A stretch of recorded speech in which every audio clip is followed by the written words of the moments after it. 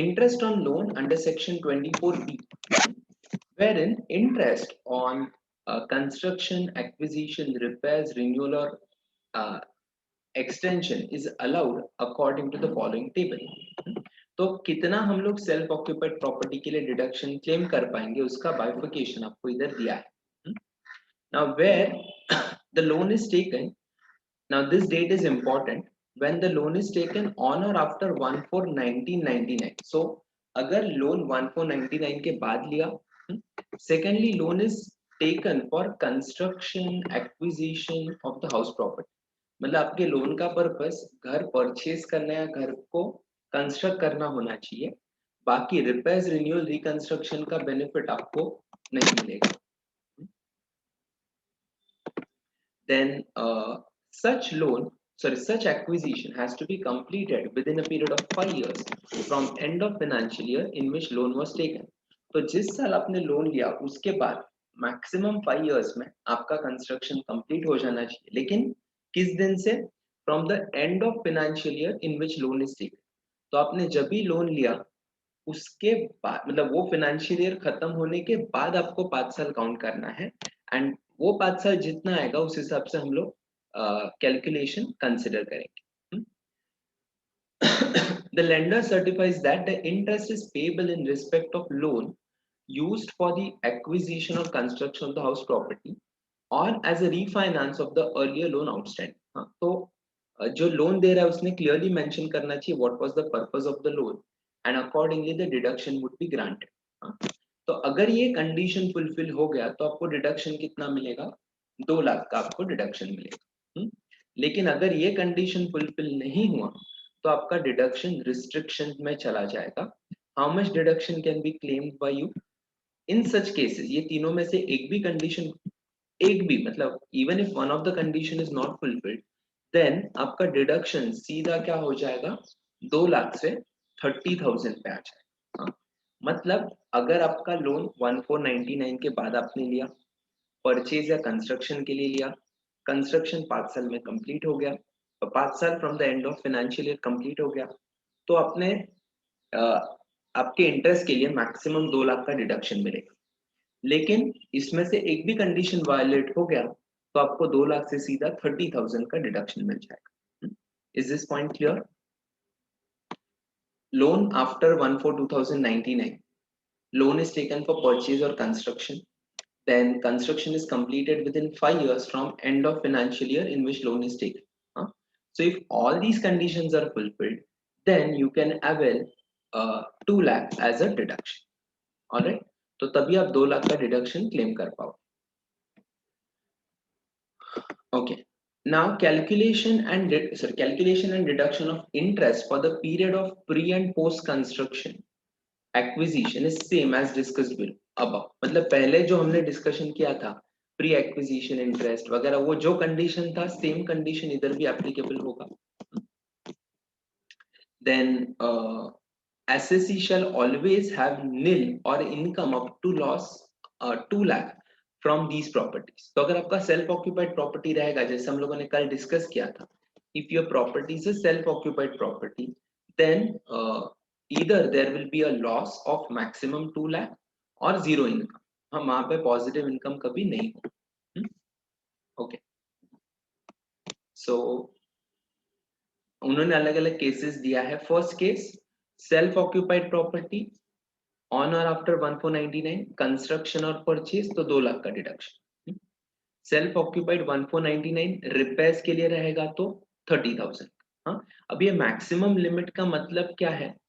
तो subject to other two conditions, if other two conditions are not fulfilled then maximum limit is restricted to 30,000.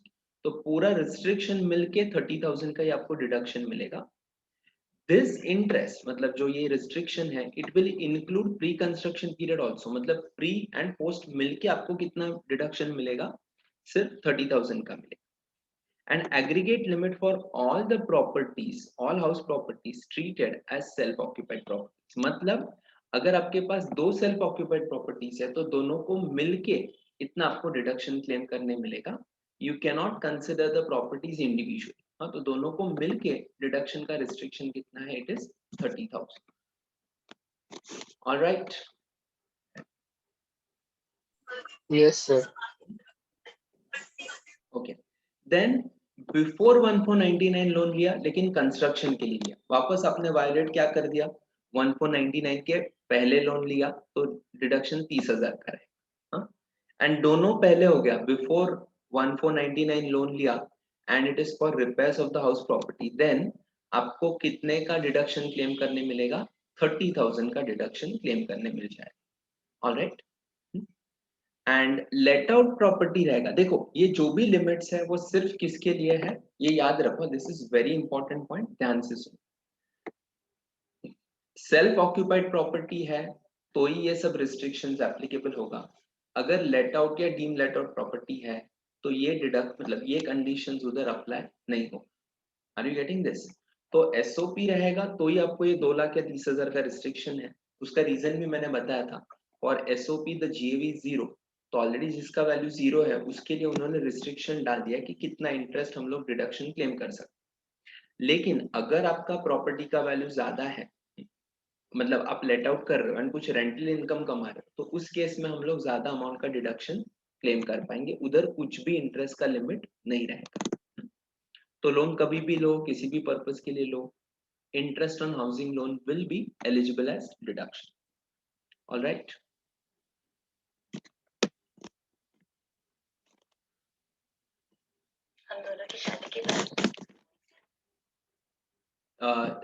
Including pre construction period interest, ये line का meaning आपको समझ लेना पड़ेगा।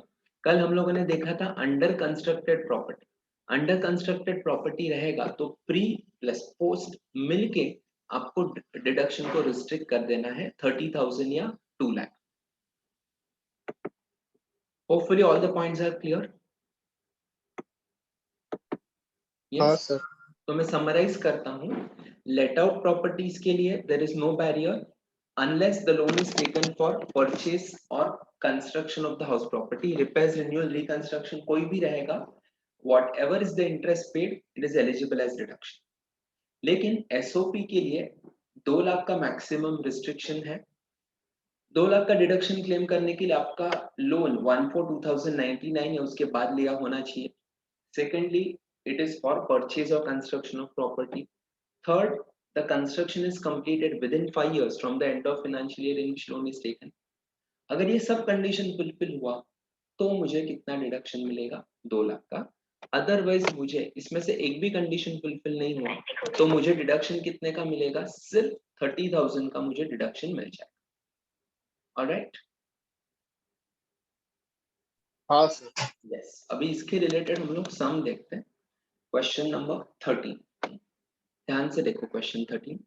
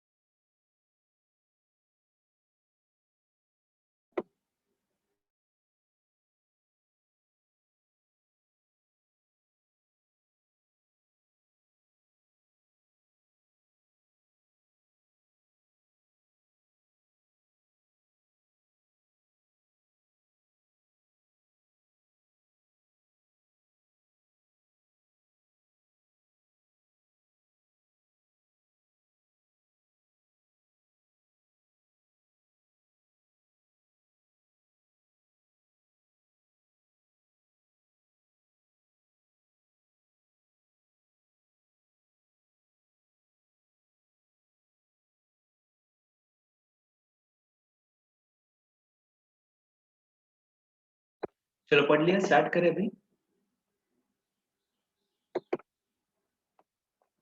हाँ sir. First हमें क्या कंसिडर करना है, कंसिडरिंग ऑल द प्रॉपर्टीज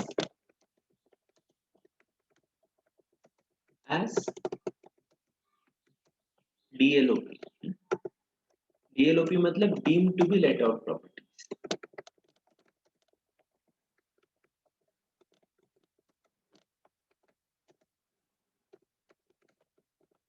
और you can say deemed let out property also.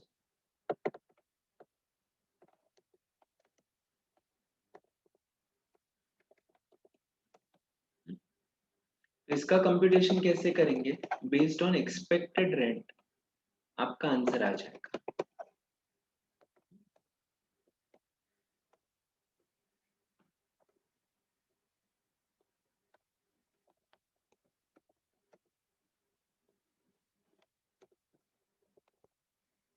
Right, पहले घर का कितना है 150,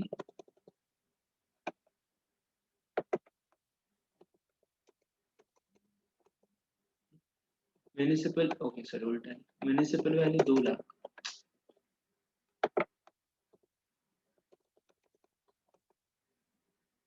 150, where rent 250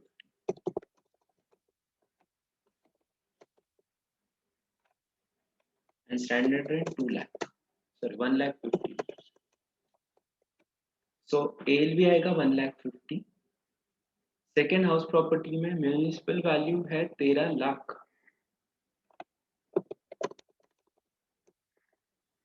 this is 16 lakh and standard rent is 15 lakh, whichever is less. Third case में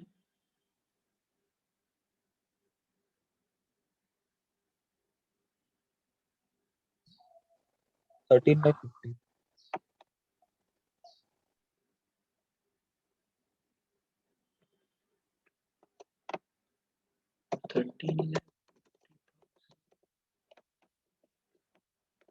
13 लाख 50 आएगा, दूसरा आएगा 19 लाख एंड ये आएगा 18 लाख।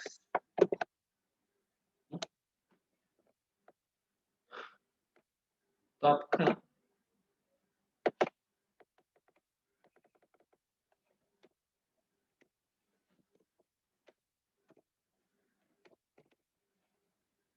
ग्रॉस एनुअल वैल्यू कितना आएगा,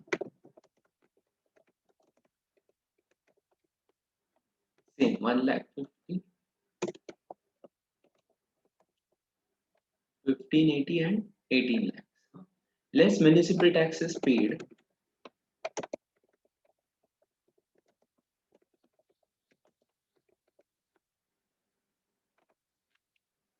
%10 of municipal value, so 20,000,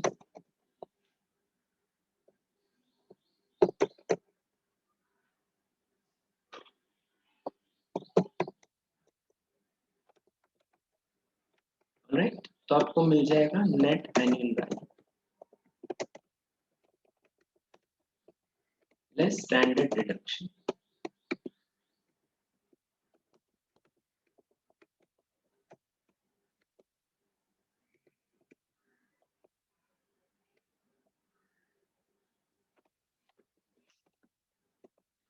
less interest on loan, अभी interest on loan deem let out रहेगा तो कुछ भी रिस्ट्रिक्शन नहीं आएगा।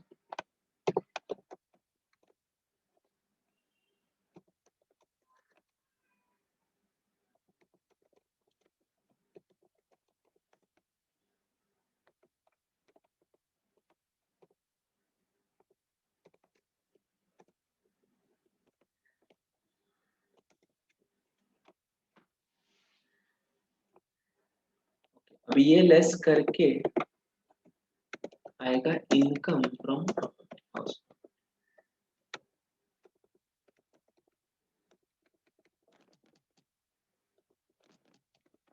दिस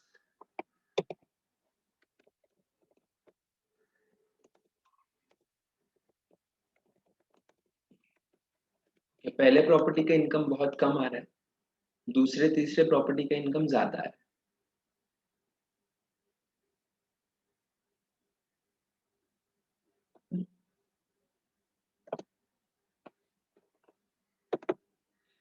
अभी और एक वर्किंग करना पड़ेगा, ये वर्किंग किस हिसाब से किया?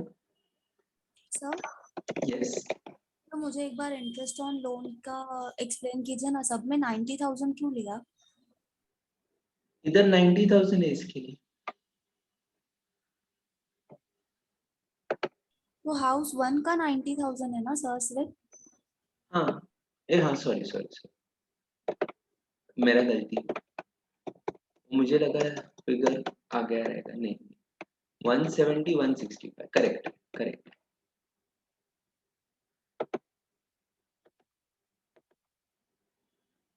राइट, सो दिस इज, कल अपना लिंकिंग था ना ऊपर से, आज लेकिन लिंक नहीं है तो नहीं आएगा ऑटोमेटिक। तो ये हो गया आपका income from house property if the properties are let out properties. हाँ, अभी अभी इनकम कैसे निकालना है? अगर एसओपी रहता तो इनकम कितना, एसओपी रहेगा तो इनकम कितना आएगा बताओ?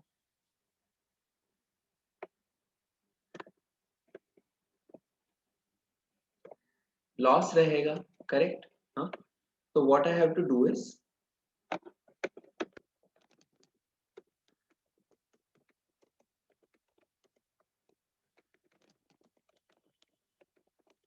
कितना लॉस होगा फर्स्ट केस में बताओ?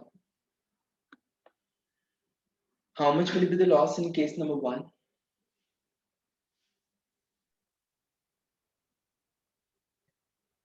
सर इंटरेस्ट 30,000 ही मिले। क्यों? परचेज करने के लेट लिए एंड 17-18 में लिया,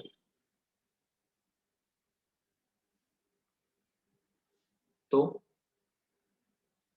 मतलब आफ्टर 1417 लिया, परचेज हाँ लिया, एंड 5 साल में तो कंस्ट्रक्शन कंप्लीट होने का सवाल ही नहीं, परचेज ही करने के लिए लिया मैंने, करेक्ट। तो अच्छा हाँ हाँ तो इंटरेस्ट क्या होगा, पूरा अलग होगा, जितना इंटरेस्ट है उतना ही आपका इनकम नेगेटिव रहेगा, करेक्ट। Do you agree?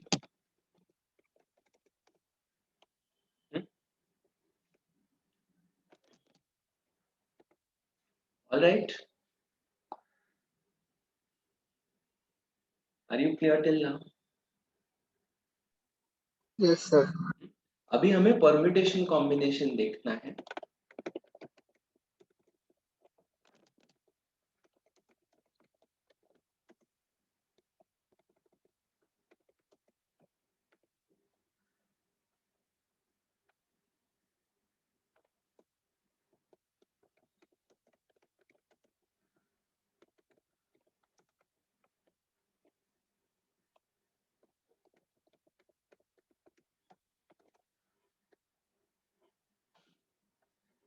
हम लोग अलग अलग ऑप्शन लेते हैं, ऑप्शन 1 2 3।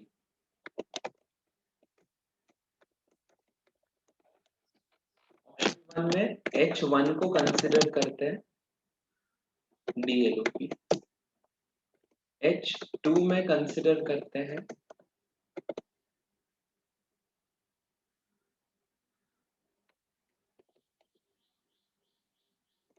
DLOP,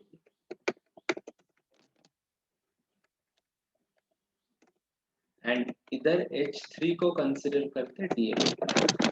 बाकी दो क्या हो जाएगा? एसओपी। ऑक्यूपाइड रहेगा। हाँ, तो इनकम कितना कितना आएगा प्रॉपर्टीज का? DLOP का कितना आएगा बताओ?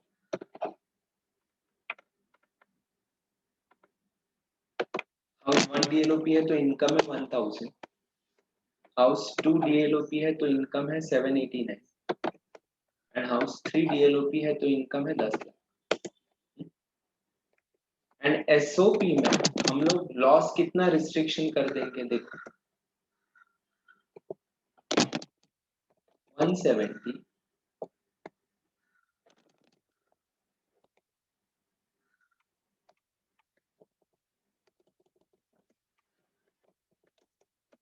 कितना हुआ ये दोनों का?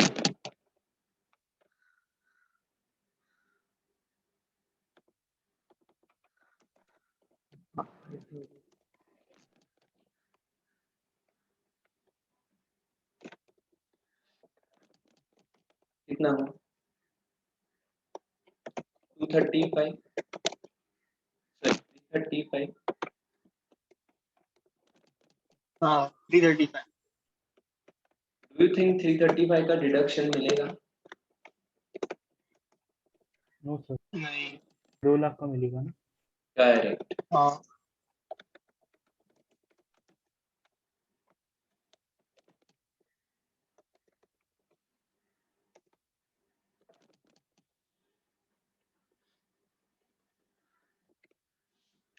तो टोटल इनकम कितना होगा हाउस प्रॉपर्टी का?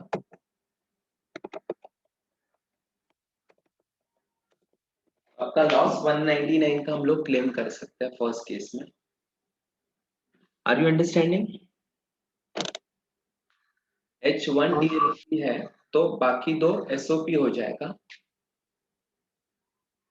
H2 and H3। यस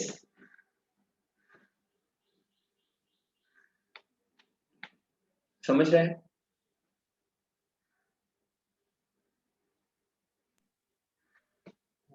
तो वो 1,99,000 कैसा है?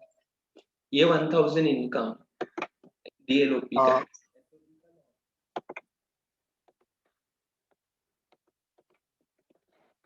तो ये दोनों का टोटल कितना आएगा?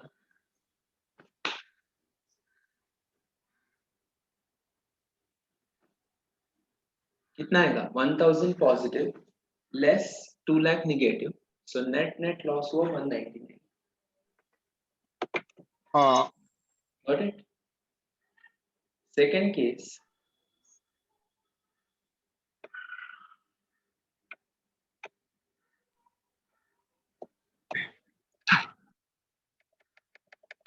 इधर आएगा 1000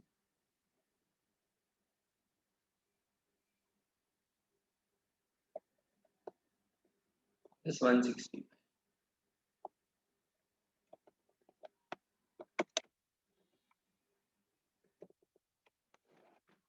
सो टोटल लॉस हो जाएगा 1,66,000। तो इधर कुछ रिस्ट्रिक्शन करने की जरूरत है? ये पूरा No. होगा ना सर? नहीं नहीं, इधर एक मिनट, SOP रहेगा तो इनकम 90 है ना? Sorry,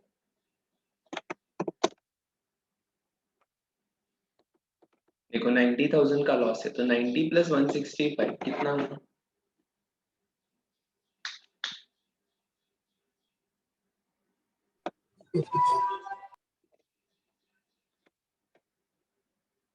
to lakh 55,000। 255 2,55,000। But again this is restricted to 2 lakh and यहाँ पे इनकम कितना आएगा?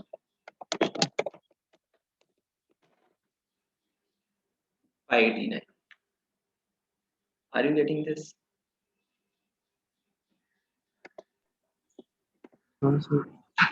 केस में भी ऐसा ही होगा, 90,000 प्लस 1,70,000।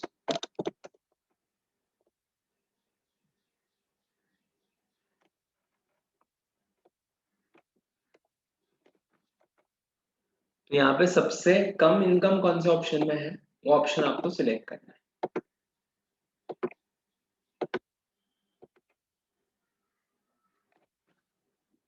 ऑलराइट, तो आपको समझ में आ गया कैसे सिलेक्ट करना है। अभी इसमें से कौन सा ऑप्शन सिलेक्ट करेंगे?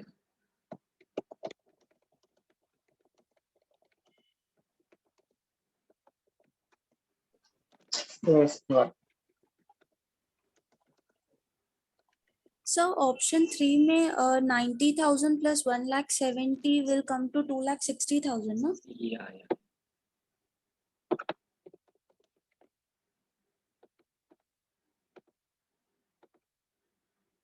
since the total income of house property is least in case of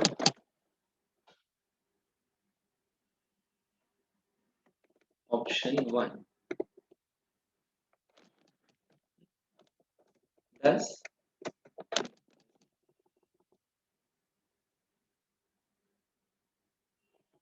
The total income.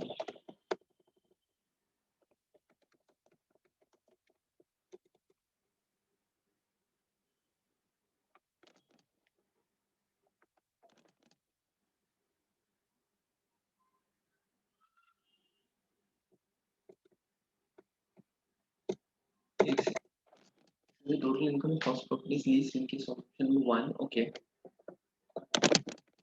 Consider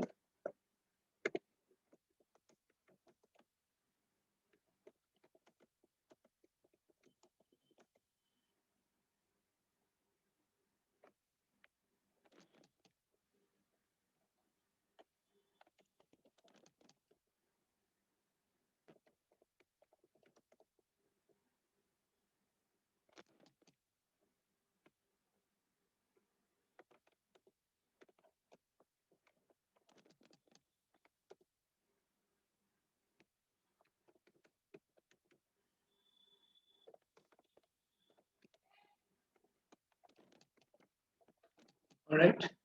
लिख लो.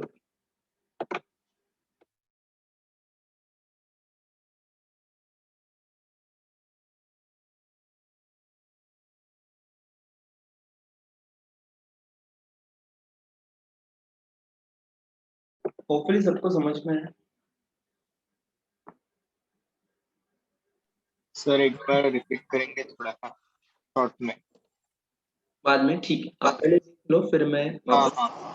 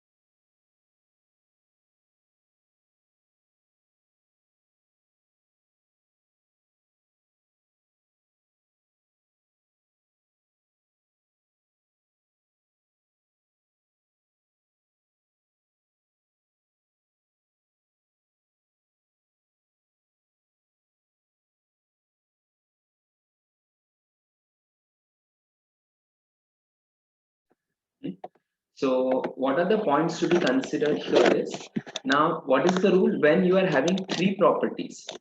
So every person can consider 2 properties as self-occupied properties, and remaining all properties would be considered as assumed to be let out properties.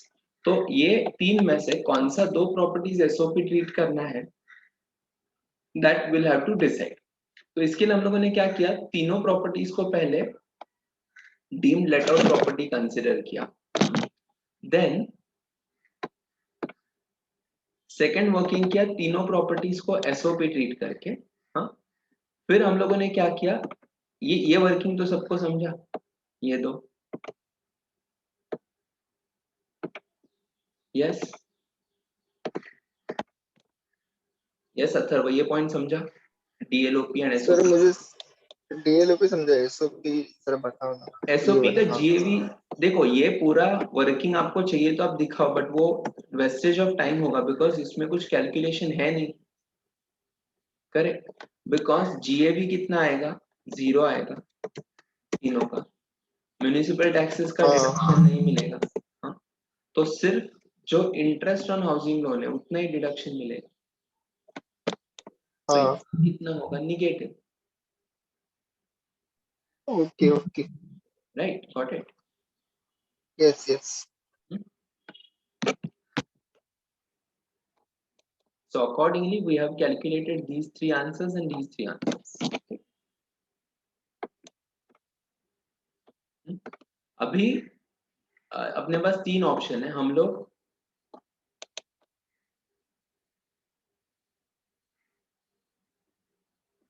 House property 1 को SOP treat कर सकते हैं, या फिर house property 2 को SOP treat कर सकते हैं, सॉरी, हाउस प्रॉपर्टी 1 को डीएलओपी ट्रीट कर सकते हैं, या हाउस प्रॉपर्टी 2 को डीएलओपी ट्रीट कर सकते हैं, या 3 को कर सकते हैं। हाँ, अगर 1 को कंसिडर किया डीएलओपी तो बाकी दो क्या हो जाएगा, एसओपी हो जाएगा। करेक्ट, तो 1 डीएलओपी है तो डीएलओपी का इनकम कितना आएगा, 1000। Are you getting it? ये 1000 रुपीज हो गया। हाँ। बाकी दोनों का मिलके लॉस जो है वो 2 and 3 का आएगा, लेकिन ये लॉस रिस्ट्रिक्टेड कितना होगा, 2 लाख। हाँ, तो yes. 1 lakh 1000 and negative 2 lakh मिलके नेट इनकम कितना होगा, नेगेटिव 1 लाख 1,99,000। हाँ, फिर सेकंड ऑप्शन में हम लोग क्या कंसिडर करेंगे, हाउस प्रॉपर्टी और 2 को कंसिडर करेंगे डीएलओपी जो है 7,89,000। फिर बैलेंस दो का 2 लाख का लॉस, तो नेट इनकम है 589। एंड थर्ड केस में हाउस 3 को डीएलओपी ट्रीट करेंगे एंड बाकी दो का लॉस है 2 लाख। तो कुल मिला के लॉस कितना हुआ, 2 लाख का, एंड नेट इनकम कितना हुआ, 8,05,000 का। Are you understanding? हाँ सर, अभी समझा। अभी ये तीनों ऑप्शन में जो सबसे कम रहेगा वो ऑप्शन आपको सिलेक्ट करना है। यस। राइट,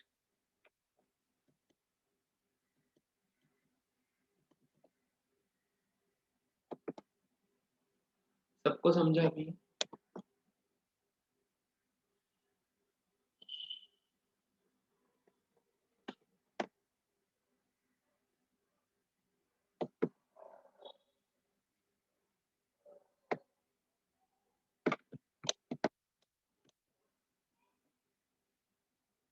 हम लोग नेक्स्ट क्वेश्चन करते हैं, क्वेश्चन नंबर 14। पढ़ो क्वेश्चन नंबर 14।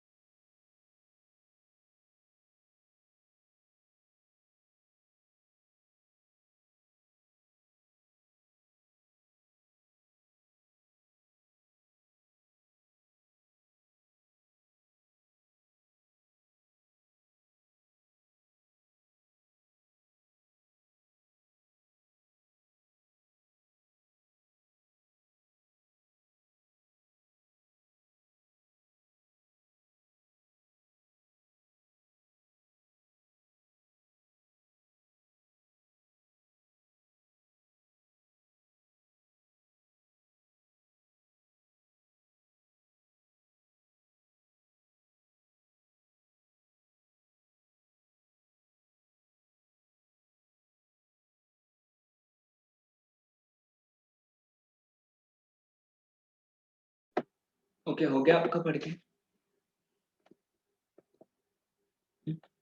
अभी यहाँ पे उसने प्रॉपर्टी लेट आउट किया है, तो उसका इनकम कंप्यूटेशन कैसे होगा?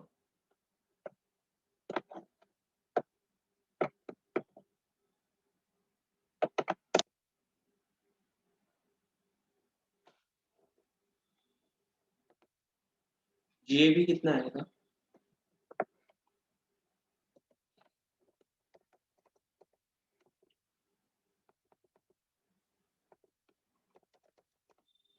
$20,000 a month, so 2,40,000. Municipal taxes paid is 0. Standard deduction is 72,000. So उसका income from house property, नहीं, interest है 90,000. Income from house property कितना होगा? 78,000. Are you getting it? अभी उसने एम्प्लॉयर को दिया या क्या हुआ, उससे कुछ फर्क नहीं सर पड़ता. म्यूनिसिपल टैक्सेस पेड भी दिया है So 20,000. Yeah. 20,000. हाँ, म्यूनिसिपल टैक्सेस पेड है ना.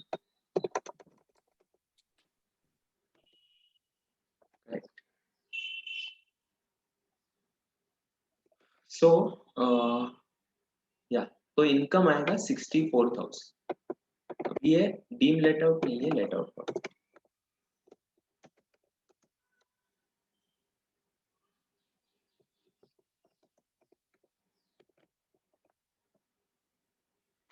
And since the employer has given her accommodation, वो वैल्यू परक्विजिट में टैक्सेबल होगा, लेकिन उसका कुछ डिटेल्स दिया नहीं है, तो वो हम लोग कंप्यूटेशन नहीं कर सकते, लेकिन that would be taxable under the head income from house property. Sorry, that would be taxable under the head income from salary. हाँ, तो उसके लिए आपको नोट लिखना पड़ेगा कि सैलरी में वो इनकम टैक्सेबल होगा करके.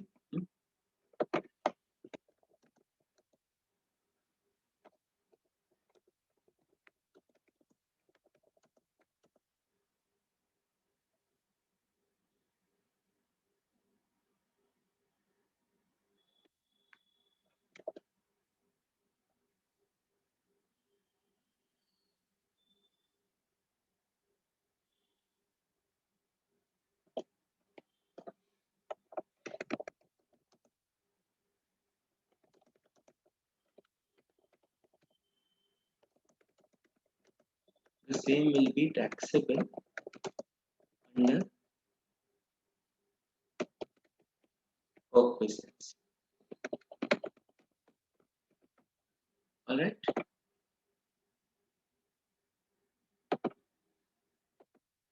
स्टैंडर्ड डिडक्शन कैसे आया? 2,20,000 into 30%.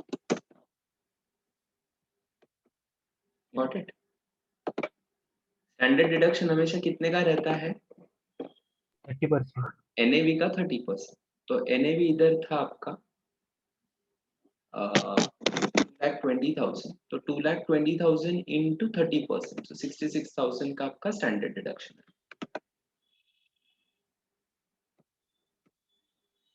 ऑलराइट, हाँ सर. लिख लो. बट परक्विजिट हम लोग कैलकुलेट नहीं कर सकते बिकॉज सैलरी का डिटेल्स है नहीं.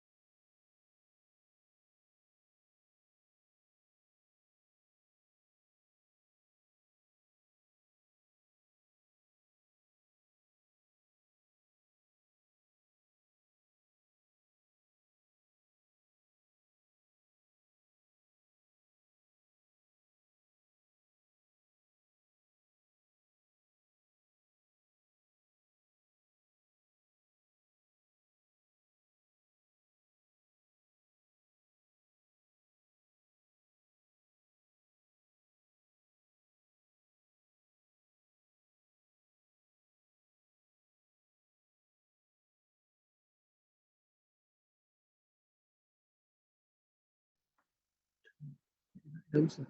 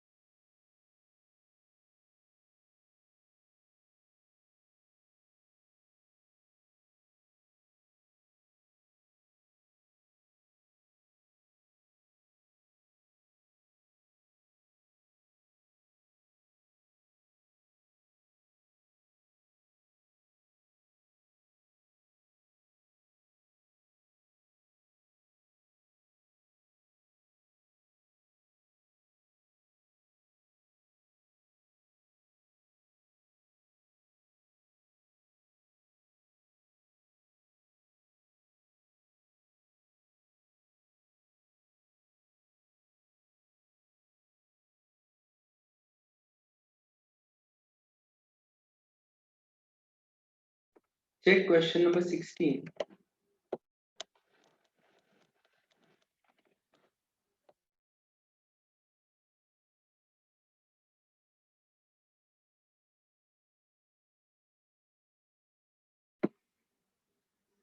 So what you are required to do is you are required to consider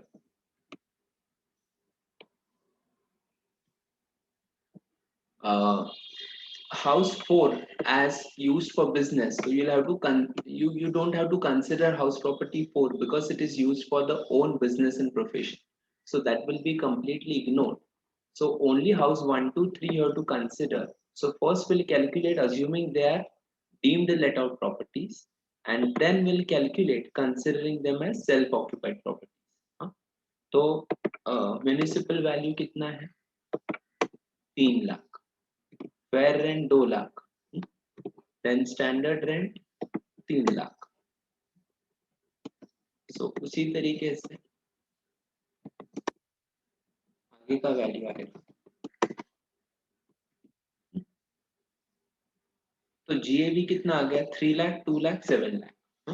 municipal taxes paid कितना है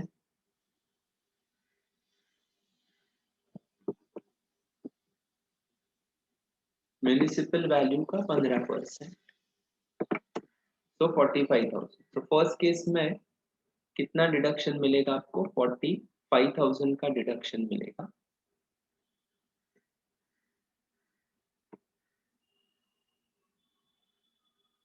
are you getting it?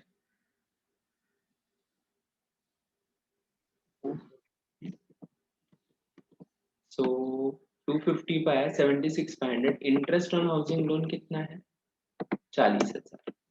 So net income कितना आएगा 138,500. Do you agree? Yes. Yes, sir. Second case में how much is the municipal taxes paid 2 lakh into 15%, 30,000. Interest on housing loan कितना आएगा 1 लाख. तो net income कितना है 19,000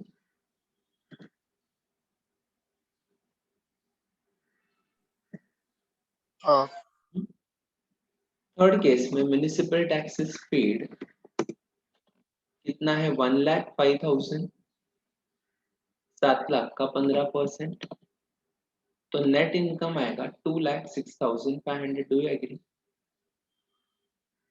यस एंड यहाँ पे हाउस वन का इनकम कितना आएगा, लॉस कितना आएगा हाउस वन का?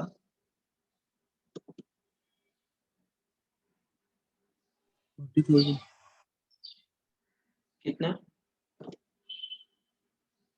40,000. लोन कभी लिया देखो?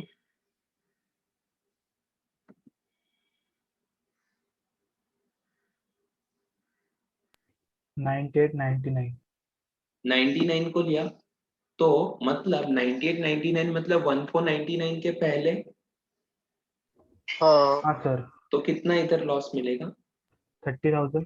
ये 30,000 आर यू गेटिंग इट? हाँ, क्यों 30,000 आया? Loan taken prior to 1499. Second के लिए भी same thing. Are you getting it?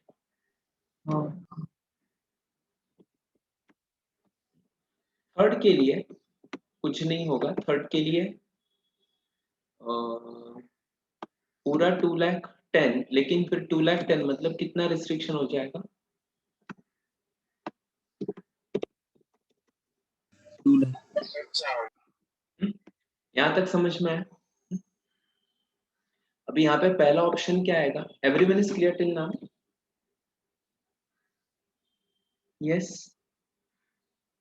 हाँ सर. हाँ sir Yes, sir. House property 2 and 3 का लॉस कितना कितना है? -30,000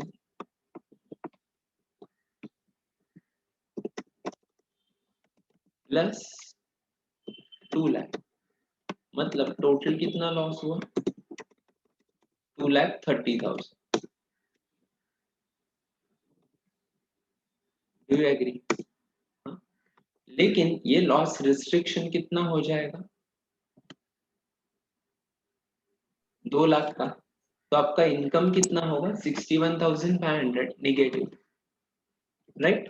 बिकॉज 2,30,000 भी रहेगा, but total loss from house property हम लोग कितना क्लेम कर सकते हैं? 2 लाख. 2 लाख सेकेंड केस में हाउस प्रॉपर्टी 1 and 3 सेम आएगा working, 30,000 and 2 lakh restricted to this amount, so -181. And third case में भी केयरफुल, हाउस 1 and 2 है, दोनों कितना कितना है? दोनों 30,000 है, मतलब टोटल 60 हुआ, लेकिन ये रिस्ट्रिक्टेड कितना होगा? It will be restricted to 30,000, because दोनों 30-30 है, तो दोनों मिलके कितना डिडक्शन मिलेगा आपको?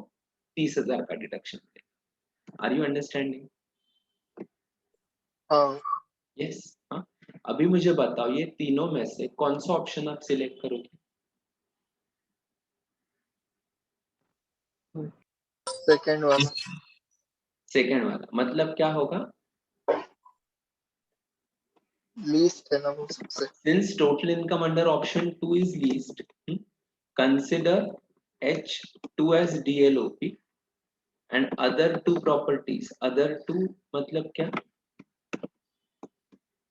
H1 and H3 as self-occupied properties. Are you understanding? Yes sir Easy, अभी easy लग रहा है? हाँ लिख लो. इसके लिए चाहिए तो मैं आपको नोट लिख के देता हूँ. ऑप्शन 3 के लिए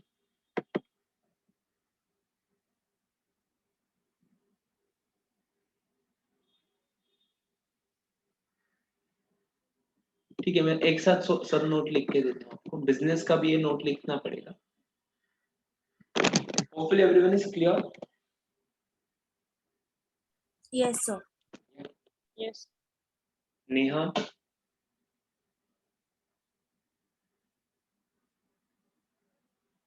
आज समझ में आ रहा है अभी?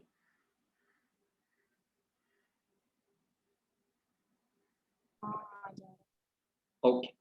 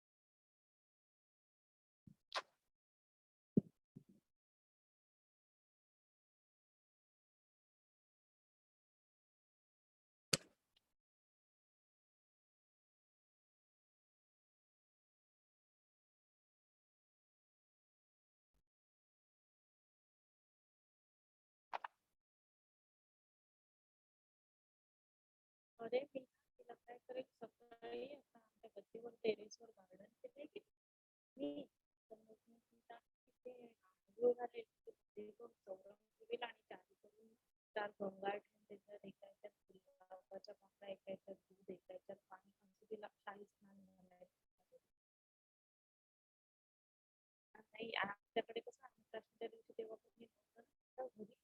तर बर्थडेच्या दिवशी आणि ती तेव्हा बसत नव्हती ना ती चौरंगावर वगैरे.